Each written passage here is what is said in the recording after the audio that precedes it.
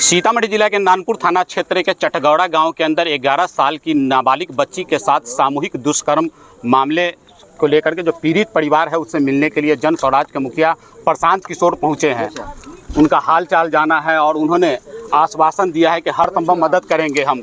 लेकिन सबसे बड़ी बात यह है कि कानून का क्यों लोगों से खौफ उठता जा रहा है, आखिर जो कानून का भय है वो क्यों ख़त्म होता जा रहा है। लगातार जो है वो नाबालिग बच्चियों के साथ, चाहे मुजफ्फरपुर का कुर्नी का मामला हो या सीतामढ़ी जिला के नानपुर थाना क्षेत्र के चटगौड़ा का मामला हो, लगातार जो है वो छोटी छोटी बच्चियों के साथ सामूहिक दुष्कर्म का मामला सामने आता रहता है। प्रशांत किशोर जी उनके परिवार, जो पीड़ित परिवार है, उनसे मिलने के लिए पहुंचे थे। सबसे पहले उन्होंने पुपड़ी में सभा को संबोधित किया और उसके बाद जैसे ही उन्हें जानकारी मिली फौरन चटगौड़ा गाँव पहुँचे और चटगौड़ा गाँव के अंदर जो पीड़ित परिवार है उनसे मिले। क्या कुछ कहा है प्रशांत किशोर ने, सबसे पहले आप ये सुन लीजिए। से बातचीत हुई और जो महिला ने बताया कि वो बच्ची यहाँ पर अपने माँ के यहाँ नहीं, अपने फुआ के घर पे रहती थी। 11 साल की बच्ची है जिसके साथ ये विभत्स घटना हुई है। एक बात तो ये कि बिहार में ये रोज़ की बात हो गई है। अभी कुर्नी में मुजफ्फरपुर की घटना हम लोग सुने हैं, अब ये दूसरी घटना सुन रहे हैं। रोज़ ही कोई ना कोई घटना हो रही है, वो अलग बात है। लेकिन दो बातें जो समझ में आई, जो मीडिया के माध्यम से हम लोग रखना चाहते हैं। एक तो यहाँ जो 20-25 परिवार यहाँ रह रहे हैं मुस्लिम समुदाय के, उनको ये डर लग रहा है, चाहे उनके मन का सोच हो या किसी ने डराया हो, कि हम केस फॉलो करेंगे तो हम पर कोई हमारा घर जला सकता है, कोई हमको मार सकता है। तो पुलिस प्रशासन से हम लोग आग्रह करेंगे आपके माध्यम से भी कि भाई कम से कम उन परिवारों को सुरक्षित महसूस हो। सुरक्षित तो अभी हैं, लेकिन अगर सुरक्षित महसूस नहीं कर रहे हैं तो पुलिस प्रशासन को आश्वासन देना चाहिए। दूसरी बात जो बताया कि उस परिवार को कुछ कॉम्पनसेशन, कुछ राहत राशि मिलनी चाहिए। अब आप देख रहे हैं कि परिवार की हालत ये है, इतने गरीब और लोग पढ़े लिखे नहीं हैं, उनको ये भी नहीं पता है कि कॉम्पनसेशन क्या होता है, किसको मिलना चाहिए। ये तो हालात है। तो कल हम लोग कोशिश करेंगे अपनी तरफ से कि जिला प्रशासन से बात करें कि इस घटना में इनको क्या राहत मिल सकती है। कानूनन जो राहत मिल सकती होगी पैसे रुपए से, वो राहत देने का दिलाने का प्रयास करेंगे।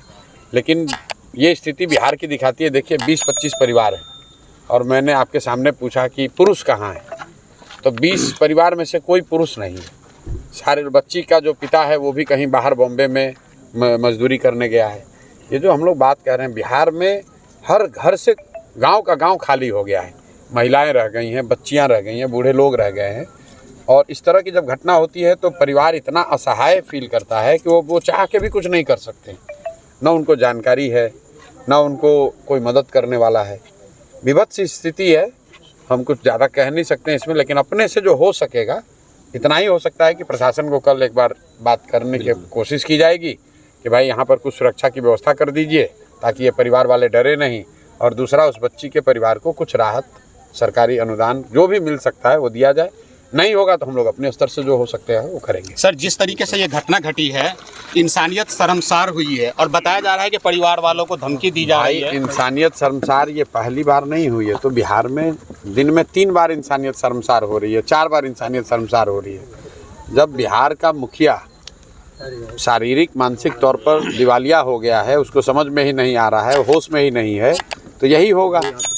आप इतनी बड़ी बड़ी घटनाएं होती हैं, कहीं पर भी देखिए, न नीतीश कुमार का कोई बयान है, न कोई कोई कार्रवाई है। अभी मैं पीछे आपने मेरे से पूछा कि कई एसपीओ का तबादला हुआ है, तो मेरा सवाल यही है कि भाई तबादला होना कोई न्यूज़ नहीं है। न्यूज़ ये होना चाहिए कि तबादला किसने किया है, क्योंकि नीतीश कुमार तो तबादला करने की स्थिति में है नहीं। जिस व्यक्ति को प्रधानमंत्री का नाम याद नहीं है, उसको कैसे पता चलेगा कि किस जिला में कौन एसपी जाना चाहिए। तो कौन तबादला कर रहा है, कौन कार्रवाई कर रहा है या नहीं कर रहा है, ये तो उनके अगल बगल जो 4-5 रिटायर्ड ब्यूरोक्रेट हैं। बिहार तो बिल्कुल मुखिया विहीन हो गया है, इसको देखने वाला कोई नहीं है। 4-5 ब्यूरोक्रेट हैं और 3-4 गो उगाही मंत्री सब है। देख रहा है कि 4-5 महीने में सरकार जा रही है, जितना लूट सकते हैं उतना लूट लें। बिहार को लूटा जा रहा है और ये बात रोज़ हम लोग कैमरे पर कह रहे हैं। किसी ने बताया कि आप कहिएगा तो मानहानि का केस हो जाएगा। हम आपको कैमरे पर रोज़ कहते हैं, फिर दोहरा देते हैं। नीतीश कुमार मानसिक तौर पर स्वस्थ नहीं हैं, वो मुख्यमंत्री के पद पर रहने की स्थिति में नहीं है। अगर इससे बड़ा कोई मानहानि हो नहीं सकता है, उनको लगता है कि हम गलत बोल रहे हैं तो हमको कोर्ट में जाकर केस कर दें कि नीतीश कुमार को ये मानसिक रूप से बीमार बता रहा है प्रशांत किशोर। और हम मानसिक रूप से स्वस्थ हैं। क्यों नहीं कर रहे हैं मानहानि का केस, क्यों नहीं कर रहे हैं? इसलिए नहीं कर रहे हैं कि नीतीश कुमार, सबको पता है कि नीतीश कुमार मानसिक तौर पर स्वस्थ नहीं है। और जब कोई व्यक्ति राज्य का मुखिया मानसिक तौर पर स्वस्थ नहीं होगा तो राज्य की बदहाली तो होगी ही होगी। तो आपको लगता है सर उनको चुनाव से पहले इस्तीफा दे देनी चाहिए? भाई, उनको कई महीना पहले इस्तीफा दे देना चाहिए था। इस्तीफा तो उनको उसी दिन दे देना चाहिए था जब बिहार की जनता ने 42 विधायक जिताया था। लेकिन राजनीति को अगर अलग भी हटा दें, जब आप शारीरिक मानसिक तौर पर स्वस्थ नहीं हैं, अपनी चिंता नहीं कर सकते हैं, अपना नाम याद नहीं है, अपने मंत्रिपरिषद के साथियों का नाम नहीं याद है, कुछ काम नहीं कर पा रहे, तो उस पद पे बैठने का क्या फ़ायदा है? पद को छोड़िए, जाकर इलाज कराइए, सरकार के खर्चे पे ही कराइए, लेकिन इलाज कराइए। भाई, बिहार के सामान्य परिवार का कोई बच्चा अगर सिपाही भी बनना चाहता है, उसको दौड़ में हिस्सा लेना पड़ता है, उसका मेडिकल होता है, उसकी फिजिकल फिटनेस की जांच होती है।